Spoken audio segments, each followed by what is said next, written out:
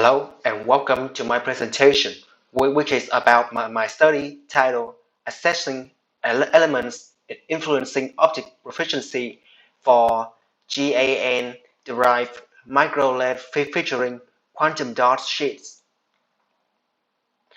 As far as we are concerned, LED devices are still undergoing substantial advancement for having small energy requirement, extended durability, as well as vivid illumination.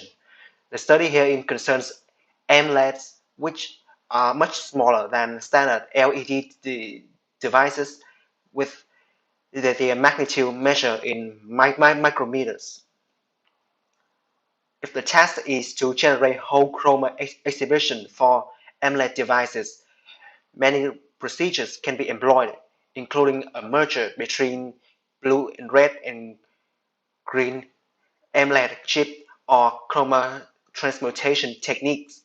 However, the AMOLED chip merging procedure requires complicated conducting circuitry since chroma diminution in three chroma chips proved to be disparate, and the chroma consistency from this procedure would degrade posterior to extended operating duration. We can look into older works that propose better way of creating whole chroma. Liu's work involves doping three chromas phosphor into one UV AMOLED. However, because of the AMOLED's bulkiness, it would be impossible to evenly dope the phosphor, resulting in unequal chroma allocation as well as small illumination transmutation proficiency. In Kuo's work, QMs were doped upon one UV AMOLED.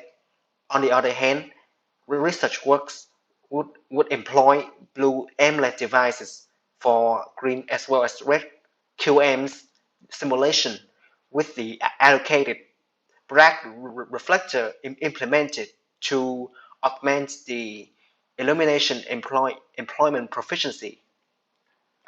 Overall, earlier work hardly assessed how QM's elements would alter the optic proficiency for AMOLED devices.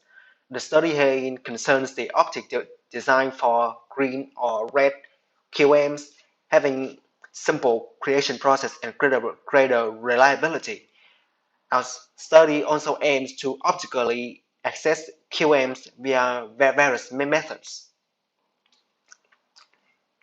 The beginning task is to gauge the basic attributes for QMs, including proportion for reflectivity, transference, and parallel transference, power for reflected illumination, propagated illumination, and parallel transference illumination, and finally the acquired illumination Q.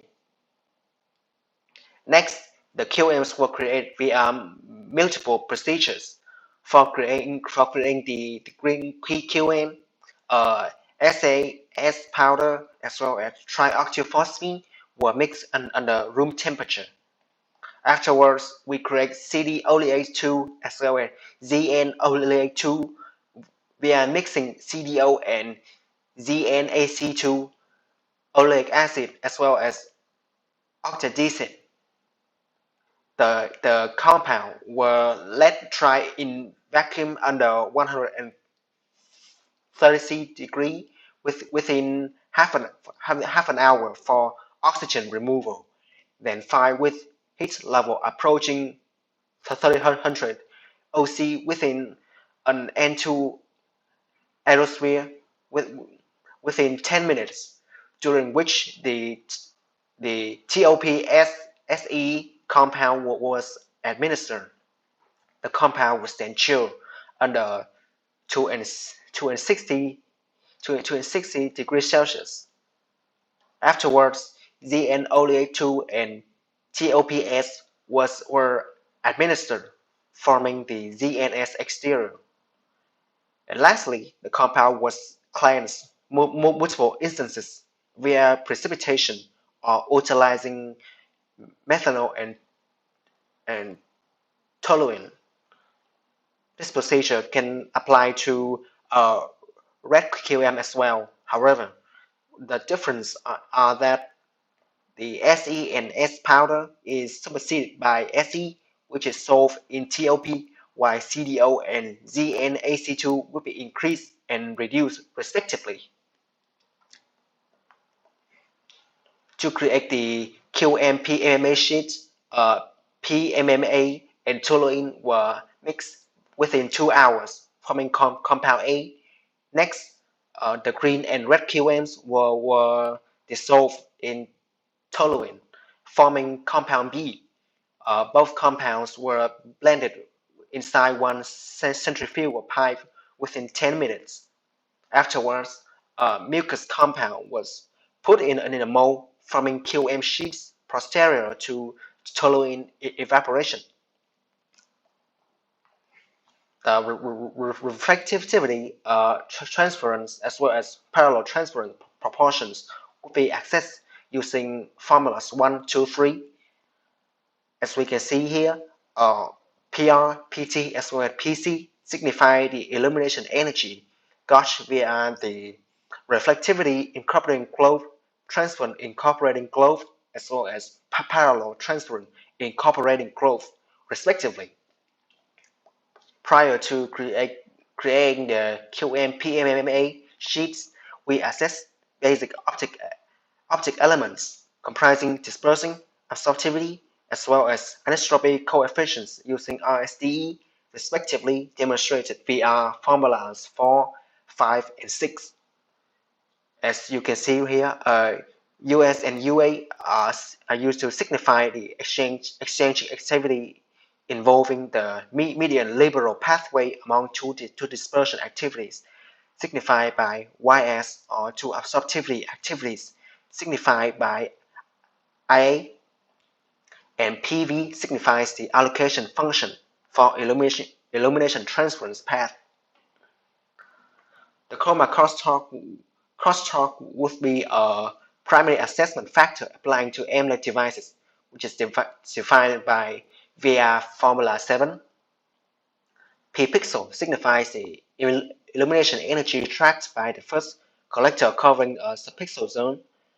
P total signifies the illumination intenseness gathered by the second collector capable of gathering illumination generated by the entire surface. And finally, P leakage signifies the illumination escaping the neighboring pixels if a single subpixel gets triggered.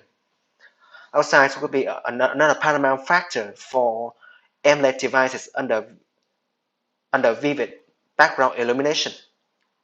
When said illumination becomes excessively intense, the device's readings become unreliable. For the task of assessing human sight, the background contrariety proportion would be assessed via formula 8. As we can see here, Ln and Loff signify the on and off status luminance output for the devices. L ambient signifies the background luminance, and finally, RL signifies the reflecting extent in the devices. As the computation test concluded, we acquire the images to depict QM's impact on Wheeler device. As we can see, figure 1 below features the changes of YAGC dosages under different particle sizes, with the YAGC dosage consistently decline from its peak as particle size surges, leading to dispersion for the illumination generated via the blue chip being propagated, then transmuted into more rays under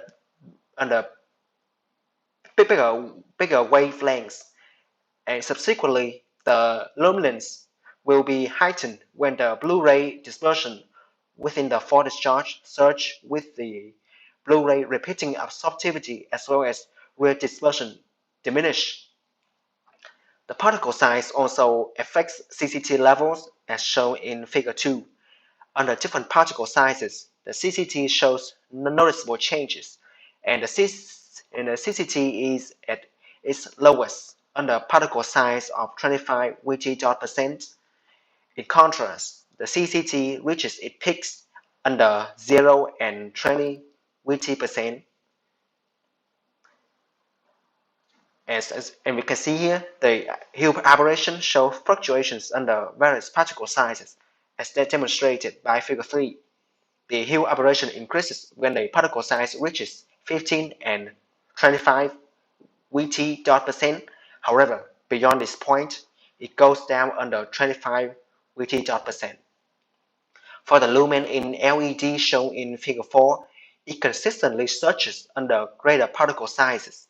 The demonstrated changes could result from the disparity for hue allocation as well as lesser intenseness for blue discharge caused by greater rear dispersion as well as repeating absorptivity.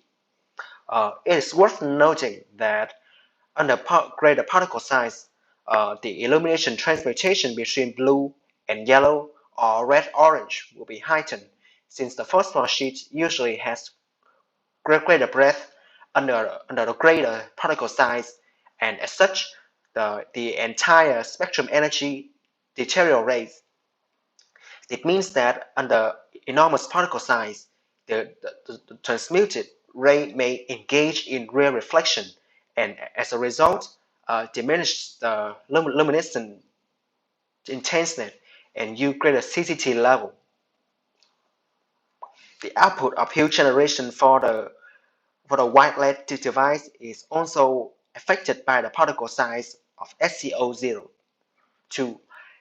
As the particle size increases from 2 to 25 VT% in Figure 5 and 6, CRE and CQS show slight deteriorations as particle size surges. These observed crashes are possibly the result of hue disparity concerning green, blue, as well as orange, yellow elements. Under great particle size, the heightened dispersion generates more orange-yellow elements, and resulting in state disparity, since the rays discharge hue generally favors the orange-yellow zone. As such, unnecessary dispersion can cause lesser CRE as well as lesser CQS. Moving on to the conclusion, the study primarily assesses the optic design for QMs and how QM PMMA sheets influence the optic proficiency in AMOLED devices.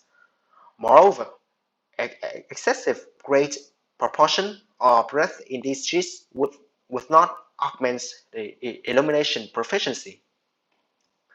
Lastly, green QMs surpass red QMs as they possess greater illumination proficiency, allocation for having greater absorptivity in terms of blue illumination, as well as lesser dispersion in terms of transmuted illumination.